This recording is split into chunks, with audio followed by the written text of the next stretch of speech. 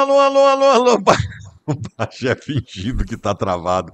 Eu vou dizer uma coisa pra vocês, cara. Eu só Ah, queria ficar destravou. longe disso tudo. Tava de férias, cara. Tava de férias. Ô, gurizada, tudo bem com vocês? Vambora, estamos virando a madrugada aí, em que tem jogo do Internacional, né? O jogo atrasado do Internacional.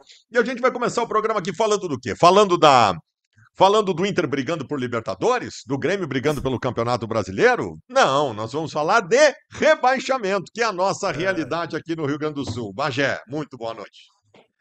Ai, Baldasso, boa noite. Cara, sabe que a dupla Grenal, ela meio que se imita em tudo, né? E até nisso, cara. Sabe que eu acho que agora, quando a gente vai falar do bastidor da dupla, eles trabalham agora os tais blocos, né? Então eles trabalham blocos de 4 jogos, blocos de 3 jogos, blocos de 5. Eles sempre estão tentando inventar alguma coisa. Agora numa boa, né, cara? A perspectiva da dupla é jogo a jogo. Jogo a jogo, pianinho, tentando especular alguma coisa. Sabe, aquela história, ó, vamos no baile, pegou alguém, cara, se não me pegarem eu já tô no lucro. Eu acho que vai ser jogo a jogo, cara. Acho que porque tu vê que loucura, né? Eu acho que a dupla não vai cair, tá? Acho que não vai. Eu discordo de ti, eu acho que, embora seja só um ponto de diferença e tem esse jogo que vai ser disputado nessa quarta-feira do Inter atrasado, eu acho que o conjunto do Grêmio, ele tá um pouco mais. Embora, claro, tem esse jogo do Bahia, não tem como tirar do contexto. Mas o conjunto do Grêmio, ele vinha sendo de um Grêmio que tem mais a agregar. Mas eu acho que nenhum dos dois corre esse risco, tá? Eu acho que eles podem se incomodar, mas não vão cair. Mas tu vê que loucura. O Vitória, se a gente olhasse 2 rodadas atrás, o Vitória estava praticamente encomendado, o corpo, e com 36 tu escapava. Aí o Vitória ganhou o clássico, foi pra 39. Aí o Vitória ganhou do Santos, fora de casa, na Vila Belmiro. Aí já vai pra É, 41, ele é o 42. E aí tu balizador, volta a te preocupar. claro. Não, e Bagé, assim, não é a tabela. Não é a tabela. A gente olhar a tabela, a dupla Grenal. Eu concordo contigo, Bagé. Eu tava, né, a gente grenaliza bastante o debate raiz. Eu concordo contigo que, embora o Inter em aproveitamento está na frente do Grêmio, mas o Internacional tem mais riscos de cair que o Grêmio. Embora o Grêmio tenha tomado uma paulada aí, se tu pegar um conjunto, vamos falar em bloco, então. Se é para falar em bloco, vamos falar em bloco. Se pegar o bloco dos 10 últimos jogos do Grêmio e os 10 últimos jogos do Inter, o Grêmio foi muito melhor que o Inter. A questão não é a tabela, Bagé. A questão é o campo. Estão no campo. Como é que eu vou imaginar? Tomara, vou torcer, amanhã eu vou. Amanhã não, hoje, já passamos da meia-noite. Eu vou abrir a jornada feliz na vida, vou dizer, vão pra cima, tudo tal. Mas convenhamos, tu acha que eu aqui, quando deitar minha cabeça no travesseiro, eu vou conseguir imaginar o Inter conquistando algum ponto contra o Bahia e o Fluminense fora de casa, que são os 2 próximos jogos? Será que realmente pode até conquistar? Mas será que realmente eu consigo olhar de fora e pensar assim: não, não, claro, vai, não. 4 pontos nos 2 jogos. Velho, se eu conseguir arrancar algum ponto desses jogos fora de casa, eu vou estar feliz porque o Inter não tá jogando absolutamente nada, velho. O campo é que me apavora. Esse Vitória que tu citou, esse Vitória não cai mais, Bagé. Time que entra em ascensão em reta final de campeonato, já era, velho. Eles estão numa curva ascendente. Então esse Vitória vai escapar. O Santos, sim. Esse eu acho que é o grande candidato à última vaga de rebaixamento. Mas, cara, o problema é o campo, Bagé. Mas eu acho que a questão do Santos, o Santos tem um jogador na manga, que é o Neymar.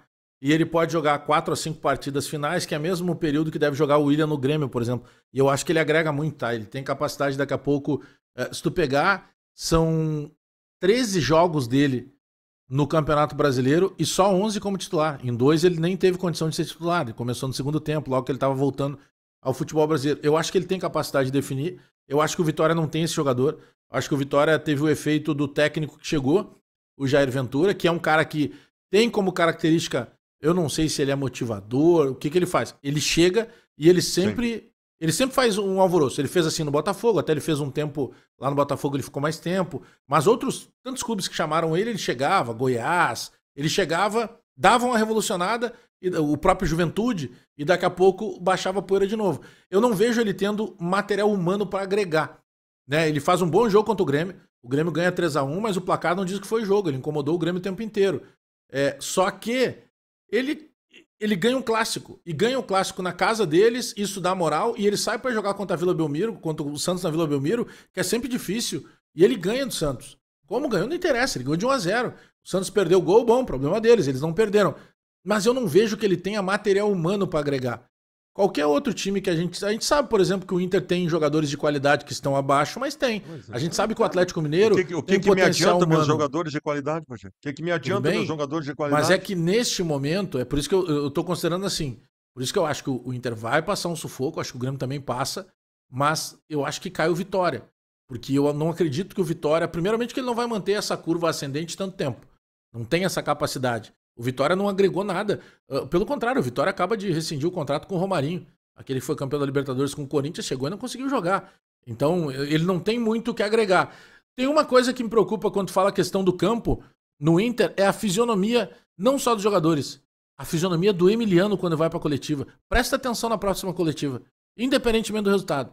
Cara, tu vê que ele tá tenso. Eles estão vendo que eles não estão conseguindo tirar algo diferente do time. É isso aí. Não, o Inter é isso. Isso está impregnado no Internacional. A instabilidade, o desequilíbrio, a tensão, quando está em campo a falta de poder de indignação. O Inter tá todo torto, velho.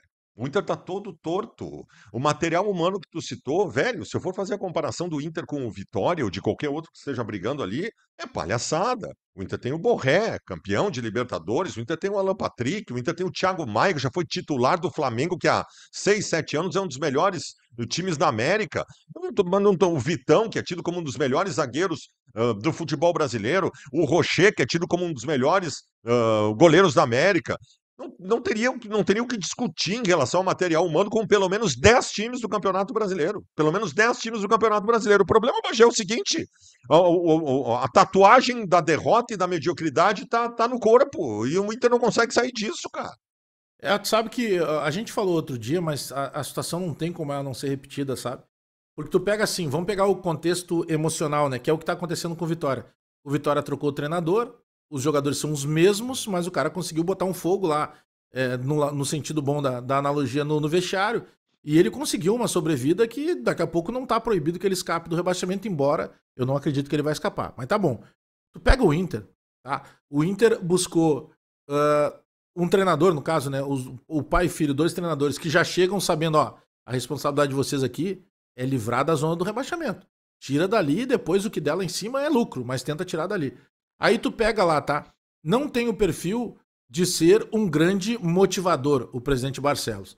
Não tem o perfil de ser um grande motivador, o Mazuco. Não tem o perfil de ser um grande motivador e não é o vice de futebol que, pô, eu no Grêmio e tu no Inter, quantos vices de futebol pulsantes e vibrantes a gente viu? Era o cara que provocava, que alfinetava o Grêmio, que sabia jogar com a imprensa, sabe? Posso te citar 10 aqui. Os caras davam aula. Cacalo, Pelaipe, Ibsen Pinheiro, Vitório Pífero, que foi um grande vice de futebol, José Otávio Germano no Grêmio, Záquia no Inter, tem um punhado, tá louco. punhado. É muita gente, tu pegar o próprio Denis Abraão, nos áureos tempos lá de Grêmio, sabe? Era um cara que sabia se posicionar. Tu citou o Zé Otávio Germano aí, que foi um cara fora da curva, né? O Zé Otávio Germano, pra mim, eu achava que ele ia ser, inclusive, governador de estado.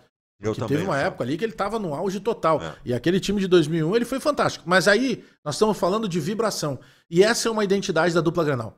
O DNA do Inter ou do Grêmio, ele é um DNA de luta, sabe? Do povo gaúcho, da nossa história, da Guerra dos Farrapos, sabe? Aquela coisa do orgulho, de ser o cara brigão, desse sangue charrua, essa mistura com uruguaios, argentinos e tal. E aí eu vou chegar no ponto do D'Alessandro, tá? Porque o D'Alessandro é esse cara. E aí, ô Baldasso, tu vê que a parte anímica, ela tá muito bagunçada quando o D'Alessandro, primeiro, ele vai alguns dias antes do Grenal para uma entrevista de forma estratégica, porque se perde ele não precisava falar depois do Grenal, e era o momento de demitir o treinador. Depois, ele vai para um lado, e eu não vou nessa que nem muita gente acha que, isso que o D'Alessandro forçou as lágrimas. Não. Eu não posso falar do sentimento de ninguém. Foi o que ele sentiu. Eu vi sinceridade de um cara que se emocionou ali, que deve ter passado um filme na cabeça, e na boa, né? Ninguém é ator.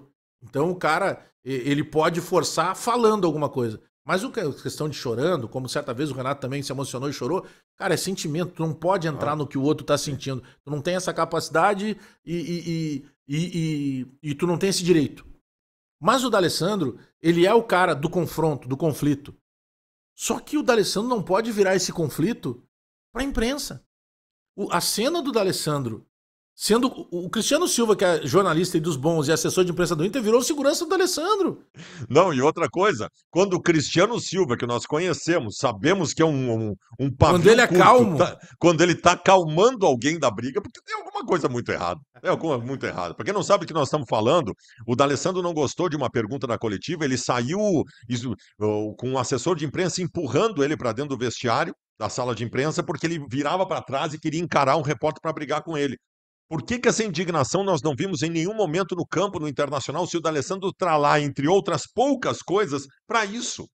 O D'Alessandro nunca conseguiu recuperar o anímico do grupo de jogadores do Inter. Ele nunca conseguiu. E ele tem que entender que é ali que ele tem que despejar essa energia dele, e não contra a imprensa. Porque a gente sabe, a gente tá falando de emoção, né? O futebol é coberto disso e naturalmente, às vezes o cara na emoção, tu numa emoção, tu vai exagerar numa análise, eu na emoção vou exagerar numa análise, e o dirigente também vai fazer isso. É que quando tu tem lideranças do tamanho, por exemplo, do Renato no Grêmio, do D'Alessandro no Inter, eles precisam servir de exemplo. Sabe por quê? E a gente falou aqui no dia que o D'Alessandro chorou. Quando o D'Alessandro, que é cascudo, que tá acostumado a passar por esse tipo de pressão, ele chora publicamente, tu imagina como é que tá o ânimo dos caras que estão abaixo dele. Aquilo Quando o foi um pedido D'Alessandro de socorro, né? Aquilo foi um pedido briga de socorro. publicamente, aí tu está, mas qual é o D'Alessandro que é o real? Aquele que chorou ou esse que tá brigando? E aí tu vê que é uma confusão de sentimentos dentro de um mesmo vestiário. Para mim, assim, ó, o que o D'Alessandro expressa como referência vai ter reflexos no grupo. A não ser, Claro. Bagé, a não ser que o D'Alessandro não seja referência para esse grupo. A não ser que ele não tenha conseguido isso. A não ser que ele não, que os jogadores não o encarem como uma referência e um espelho do que acontece dentro do vestiário. É uma possibilidade também. Porque eu até tendo a acreditar nisso, porque um cara como o D'Alessandro, a gente sabe como é que funcionava o D'Alessandro como jogador de futebol e como funciona ele como ser humano. O D'Alessandro é assim. O D'Alessandro não conseguir estabelecer uma recuperação anímica neste grupo, só se ele não conseguiu ser referência para ninguém lá dentro, porque o trabalho dele é ruim. O trabalho dele é ruim. Agora, de toda forma, a gente chega num processo de gestão, né?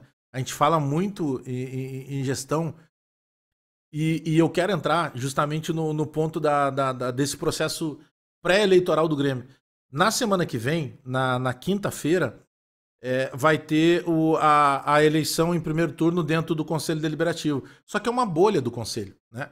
Porque ali vão votar os caras que são parceiros políticos do Calef, os caras que são parceiros políticos do atual gestor, que é o Guerra, os caras que são parceiros políticos do Odorico, eles vão se resolver entre eles ali. E vão passar os dois candidatos. Ninguém vai ser eleito no Conselho, vai pro pátio. No pátio, aí vai ser decidido por um pouco mais de 40 mil torcedores que estão aptos para votar. Um pouco mais de 40 é um número extraoficial, assim.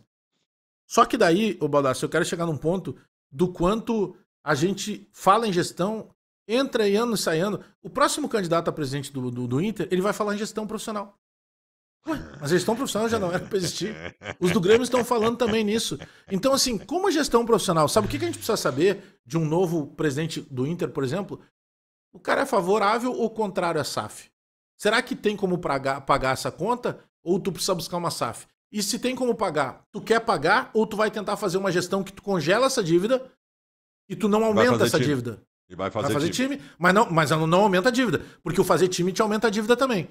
Porque hoje, no Grêmio, a gente debocha muito porque a situação do Inter é pior financeiramente. O Inter deve quase 1 bilhão, o Grêmio já passou do meio bilhão. Claro. E o Grêmio dá déficit de 80 a 90 milhões. E sabe o que eu tô vendo agora nas eleições? Um candidato quer trazer um super jogador, o outro não quer trazer um super jogador, mas quer trazer bons jogadores. E eu não vejo ninguém falar como é que paga a conta. Porque hoje a folha do Grêmio é 21 milhões. Com um time que, tirando 5 ou 6, o resto é pé de rato. Então como é que tu... Sabe, a gente não pratica isso. O que que... Não, eu vou ser um gestor profissional, porque eu vou trazer o fulano, porque o meu CEO vai ser pica. O CEO do Grêmio foi tirado em setembro. Por quê? Não, porque ele tinha um projeto. Não, projeto não. Quando ele assume ser CEO do Grêmio, o projeto dele era 3 anos com o presidente Alberto Guerra. 3 anos. Por que saíram em setembro? Por que não podia esperar ele até dezembro? Outra, quando a gente vai trabalhar as nossas gestões de publicidade, a gente tem o cuidado de ver o contrato que a gente vai assinar de 3 meses, de 6 meses, de 1 ano, de 2 anos. O Grêmio não sabe quando vai receber, se vai receber, dos principais patrocinadores da camisa, se vai rescindir, se vai atrás de outros patrocinadores. O Grêmio não teve dinheiro para pagar as contas de setembro, pagou algumas delas em outubro. Daqui a pouco vai terminar outubro, será que tem dinheiro para pagar outubro? E aí nós estamos falando em fazer aeroporto para ET. Não, nós temos que fazer dentro de realidade. O Baldasso, Grêmio e Inter, achar que vão bater de frente com o Flamengo e o Palmeiras, esqueçam, não vão. Não vão. Não tem como. Não tem como. E aí a gente não fala em gestão. Não, mas o Bagé tem uma maneira de combater o Flamengo e o Palmeiras, com gestão, com base forte, com organização, com bons profissionais trabalhando. Essa é a maneira de tu fazer alguma coisa diferente. Agora, eu vou ser bem sincero para ti, eu não estou assumindo posição na eleição do Grêmio, e se eu quisesse assumir também poderia, porque eu não tenho nada a ver com isso. Cara, para mim, candidato a presidente que começa a prometer jogador, eu já olho atravessado. Eu já olho atravessado, porque não, cara, não é isso, não é isso. Porque é sempre a mesma coisa, Bagé. No caso do Internacional, eu tenho um presidente que vai completar 6 anos o ano que vem, que destruiu o clube, em que a base do projeto dele era muito linda, só que nunca houve o como na letra fria do contrato. O presidente Barcelos assume o Internacional dizendo, vou te citar alguns pontos do projeto dele, reforçar a base e ser o grande ponto do clube para faturar milhões e milhões, com jogadores sendo formados com qualidade e pelo menos 40% do grupo profissional sendo de oriundos da base. Ele destruiu a base do Inter. O Internacional vai ser um time que vai ser atrativo e vai buscar muitos investidores. Não teve um centavo de investidor. O Inter vai voltar a ser o time propositivo da sua história. Um vexame atrás do outro dentro do campo. O Internacional vai ser austero. Essa era a palavra que eles usaram. Estou usando a mesma palavra. O Inter vai tratar com austeridade a dívida e esta torneira vai ser fechada com o Inter voltando a ser um clube saudável financeiramente. A dívida era de 500 milhões de reais, já está mais de 1 bilhão. Ele conseguiu, em 4 anos e 8 meses, dobrar a dívida do Inter. Como? Em nenhum momento nos explicam como. E este não saber o como acontece o que aconteceu com o Internacional. Tu sabe que, pô, eu sou oriundo, né? Me criei na época lá no bairro Restinga do carnaval, né? Então eu tive um contato. Lá tu tinha 2 diversões: o futebol de várzea e o carnaval. E o carnaval me ensinou muito. Poxa, devo minha vida aos ensinamentos que eu tive dentro da escola de samba, com pessoas que ali exigiam que tu mostrasse o boletim, então te obrigava, mesmo que tu não quisesse, querendo ou não, tu tinha que estudar, porque tu queria participar, e para participar era exigido o boletim. Então tem uma história, tem um projeto social e tal, essa parte da minha vida pouca gente conhece. Por que eu tô te contando isso, Baldasso? Porque eu vi, no final dos anos 80, até os anos 90, os presidentes das principais escolas de samba de Porto Alegre, Estado Maior da Restinga, Imperadores do Samba, Bambas da Orgia, eles ganhavam muito título. Um ganhava um ganhava 2 seguidos, depois vinha outro, ganhava outro. E na época não tinha a figura do patrocinador. E esses caras faziam maravilhas. Cara, tanto que a RBS comprou o Carnaval de Porto Alegre porque era algo bonito de se mostrar. Aí o tempo passou. E aí começaram a entrar as patrocinadoras. Daqui a pouco chegava lá, vamos com Império da Zona Norte, pegando um exemplo, vai contar a história da cerveja. Vinha uma grande marca de cerveja, botava lá 400, 500 mil reais para que contasse a história daquela marca de cerveja. E aí, os caras quebraram o Carnaval de Porto Alegre. Por quê? Se quando não tinha, tu conseguia fazer gestão. Porque daqui a pouco os caras viram, cara, mas pô, eu fazia antes com menos, 400 mil, não vou gastar todo esse aqui. Esse aqui nós vamos gastar aqui, outro vamos gastar lá, outro vamos fazer churrasco e tal. Os caras não foram profissionais. Então, por exemplo, tem histórias do Carnaval de Porto Alegre, os caras assinando uma determinada marca que na época patrocinava de bebida o próprio Planeta Atlântida, e os caras assinaram um contrato de exclusividade com o Carnaval. O Carnaval nunca recebeu e nunca entregou nem contrapartida, nada. Nunca sumiu tudo, geladeira, enfim. Simplesmente desapareceu. E isso foi queimando a credibilidade do Carnaval. E as pessoas passaram a querer ajudar e investir no Carnaval. Então, nós tivemos ali um problema de gestão. Então, eu me criei e até hoje são os mesmos caras que mandam no Carnaval de Porto Alegre. Não teve renovação. Porque quem que renovava e tentava fazer algo diferente era escanteado. Então, o futebol, ele foi evoluindo e ninguém foi se tocando disso. Como é que o Flamengo... Lembra que o Flamengo não pagava ninguém? Aí chega um presidente, entre 2012 e 2013, Eduardo Bandeira de Mello, ele monta um time tateado e aí vem uma estrutura. O Grêmio fez isso com o presidente Romildo. O Grêmio fez a própria SAF. O presidente Romildo reestruturou, definiu um teto de salário, vendeu 500 milhões de base. Cara, ele reorganizou tudo. E depois ele se perdeu. Ele entregou a chave e terceirizou o futebol. Mas a gente está falando de gestão. E que não existe na dupla Grenal há algum tempo. E aí sabe qual é a justificativa? Tem que virar SAF. A justificativa é que são perseguidos pela CBF. A justificativa é que o Flamengo e o Palmeiras ganham as maiores fatias. Mas, cara, eles trataram de fazer gestão. Os dois, Bagé, nós não. Bagé, vamos lá. O Fernando Carvalho recebe o Inter em 2002. Não é que o clube estava quebrado. Não tinha jogador com contrato, Bagé. Tinha um jogador. O Fernando Carvalho recebeu o Inter sem jogador. Sem jogador. Tinha um com contrato. Fábio Luciano, zagueiro. Lembra dele? Fábio Sim. Luciano. Era o único jogador que tinha contrato. O presidente Carvalho faz um primeiro ano desesperado, porque ele não tinha dinheiro, não tinha nada. Ele faz um time de jogadores emprestados, bons jogadores, é verdade, mas não havia nenhum comprometimento, porque quando tu tem um time inteiro de jogador emprestado, Bagé, em agosto os caras já estão pensando o que vão fazer no ano que vem. Então o Inter quase caiu em 2002. Aí sim, aí o Carvalho arruma casa. 2003 já começa a aparecer base. Era Nilmar, era Daniel Carvalho. Começa a aparecer um monte de gente. Reorganiza o clube. Pensa no quadro social que começa a crescer. O Carvalho pega o Inter nos escombros no começo de 2002. 4 anos depois ele foi campeão do mundo, Bagé. Com gestão, velho.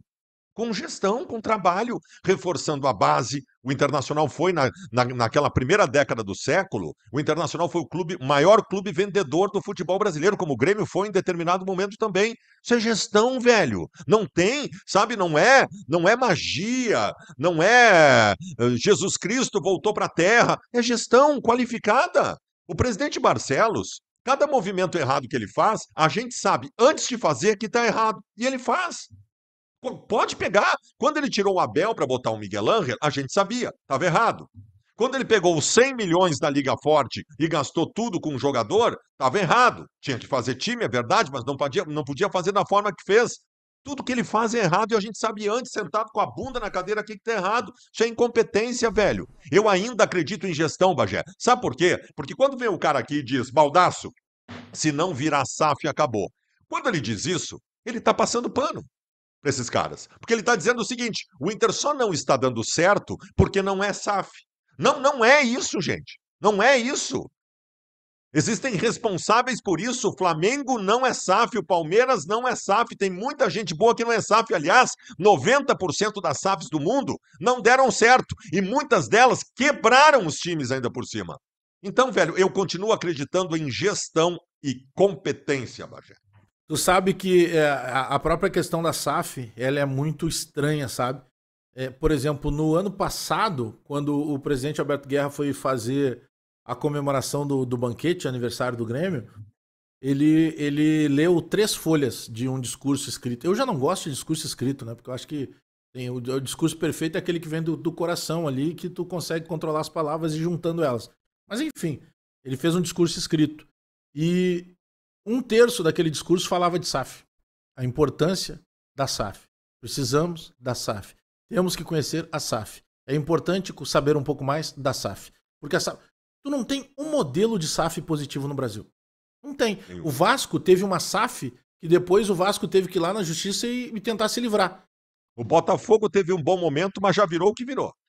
Mas aí o Botafogo aconteceu, claro, o lado bom é que o Botafogo, nesse meio tempo, ele pagou algumas dívidas e ele ganhou uma Libertadores e um Brasileiro. E aí é o que importa, o clube não ganhava, imagina, nunca tinha Libertadores, não ganhava Brasileiro há muitos anos. Mas o Botafogo começou a ter um processo que era o seguinte: primeiro, se eu te perguntar quem é o presidente do Botafogo, tu vai dizer John Textor. Não, o John Textor é o dono da SAF. O presidente do Botafogo é uma pessoa que a gente nem lembra o nome, vai ter que procurar no Google. Aí, o Textor vem de um baita de um jogador, Aliás, ele fazia isso, né? Ele trazia jogadores e tal, que daqui a pouco ele disse, não, agora eu preciso recuperar o meu time da França. Aí ele mandava lá pro time da França. E aí, nesse Guerri, ele tinha um jogador chamado Luiz Henrique, pra mim é um jogadoraço, né? Que tá no Zenit e na seleção brasileira. O Luiz Henrique era do Botafogo, ele foi vendido para um clube da Rússia e o dinheiro entrou no clube da França. Então, sabe, pô, virou bagunça, para não usar um outro termo chulo, né? Então, a SAF do Ronaldo no Cruzeiro, o Ronaldo fez o seguinte: tá 3 anos na série B, quase caiu pra Série C. O que a gente precisa? Voltar pra Série A. O Ronaldo voltou. Quando ele volta pra Série A, os caras, não, agora tu tem contratação, calma. O projeto é autossustentável. Agora é o momento de pagar. Eu trouxe pra Série A, agora eu vou pagar conta, vou me manter na Série A, pra depois eu ver o que eu faço. Não, isso não dá. Começaram a chamar o Ronaldo de burro. Apareceu a primeira possibilidade de vender, o Ronaldo vendeu. Aí o que fez o novo cara da SAF, o Pedro Lourenço, que é um torcedor apaixonado, é tipo o Marcelo Marques, começou a trazer Gabigol. E quanto é que custa o Fagner do Corinthians? Ah, mas tá velho, quanto é que custa? Traz ele pra cá. Quanto é que custa o fulano? Aí chega o Leonardo Jardim e diz assim, só Pedro, eu preciso de carta branca pra mexer no time. Faz o que tu quiser. Ó, o Gabigol vai pro banco, o Wallace vai pro banco, o Matheus Henrique vai pro banco, o Dudu não me serve, o Fagner vai pro banco, e querendo ou não, foi assim que ele direitou o time. Mas olha quanto tu já gastou. Olha quanto tu já gastou. Então a gente não tem um modelo bom de SAF. O Palmeiras não é SAF. O Flamengo não é SAF. O Mirassol não é SAF. O Mirassol tem um diretor que está sendo pela primeira vez um diretor executivo. E olha o sucesso que ele está tendo, Paulinho. Sabe? O Mirassol não tem dívida. O Mirassol, o cara recebeu 15 milhões da venda do Luiz Araújo, que estava no São Paulo, pro Lille da França. Botou 8 milhões pra começar o CT. Era 15 milhões pra fazer o CT. Ele pegou aqueles 8 milhões, foi todo no CT. E ainda teve que arrumar mais 7. Mas vai saber o que o cara tá fazendo agora. Olha a campanha histórica. Imagina o que vai ser o Mirassol numa Libertadores, o quanto ele já vai recuperar de dinheiro. Um clube sem dívida, jogando uma Série A e classificando pra uma Libertadores. É possível fazer, Baldasso. É possível fazer. Eu ainda acredito em competência de dirigente, mas vamos ver o que vai acontecer. Vamos ver se o eleito pelo Grêmio, o Calef e o Odorico, vai ter essa competência. Vamos ver quem aparece nas eleições do Internacional. Sabe, eu nunca fiz campanha para presidente do Internacional. Eu acho. E me cobram, tá? Eu não abro voto e não peço para ninguém votar em ninguém. Me cobram que eu deveria abrir campanha contra a gestão Barcelos. Cara, com tudo que eu falo da gestão Barcelos, as pessoas sabem o que eu penso sobre a possibilidade Autoexplicada. Tá autoexplicado. Agora, tem um cara que eu faria campanha, que se chama Giovanni Luigi. Eu já avisei. Ainda mais num processo em que pode se discutir de verdade SAF, sendo que eu conheço o Giovanni Luigi, nós sabemos como é que ele conduziu um processo muito delicado também, que foi a reforma do Beira-Rio lá atrás. E digo mais agora. Se o Giovanni Luigi for candidato, ele foi perguntado no final de semana num evento em Gravataí e ele não disse não, ele desconversou. Se o Giovanni Luigi for candidato, o cara que concorrer contra ele não é colorado. Não é colorado, tô dizendo agora. Então, vamos ver, já tô avisando agora. Eu gostaria muito, a minha esperança hoje de boa gestão, ela está retida a um nome que se chama Giovanni Luigi, embora eu não tenha muita esperança de que ele vá se candidatar, porque ele já falou 1000 vezes que não quer voltar. E inclusive ele tem uma foto que circulou muito dele na internet, que é ele abraçado no Roberto Melo, mas era um encontro de colorados, então aquela foto pode dizer simplesmente 2 caras que se encontraram ali e tal. Eu também, eu gosto muito do presidente Giovanni Luigi, né, eu chamo sempre de presidente. Ele me ligou, então foi um dos primeiros a me ligar, dizendo assim, poxa, achei que tu era nosso, quando eu me assumi lá, torcedor do Grêmio e tal. Eu trabalhei muito tempo fazendo o setor de vocês, né. E ele é um cara que ele era muito discreto, cara. Pô, a gente tava fazendo pela Rádio Grenal a inauguração do Beira-Rio. Ele tinha uma pica pra resolver. Ele resolveu e deram o microfone pra ele. Ele disse assim: declaro inaugurado o novo Beira-Rio.